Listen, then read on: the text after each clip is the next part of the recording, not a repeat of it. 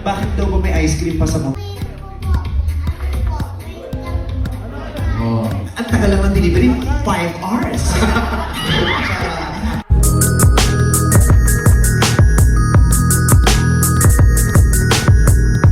Kinagigiliwan ngayon ng mga madlang people ang video ng mga guest host na sina Negi, Petit, Darren Espanto at Kyle Echari sa It's Showtime.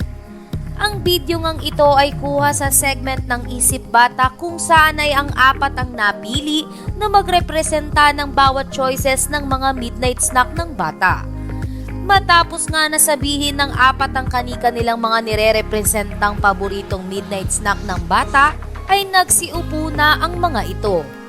Maririnig naman sa background ang boses ni Vice Ganda na tila ba tinatanong sina Argus, Kulot at Jace kung sa kanilang opinyon o karanasan ay ano ang masarap na midnight snack sa gabi. Dito nga ay isa-isang sinabi ng mga ito ang kanilang kinakain na midnight snack. Sa kabilang banda ay habang ini-interview nga ni Vice Ganda sina Kulot, Argus at Jace ay nahulikam naman sina Negi, Petit, Darren at Kyle na pinufood trip ang kanilang mga hawak na choices ng pagkain. Labis nga itong nagdala ng good vibes sa madlang people. Anila, sana maging regular na ang mga ito dahil iba ang galang saya ng apat sa noontime show na It's Showtime. Narito ang nasabing video ni na Petit, Negi, Darren at Kyle na pumufood trip sa It's Showtime.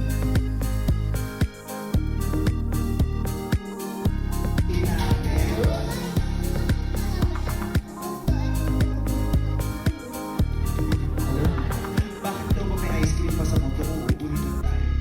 Alam mo, anak, dati ko nang iniisip.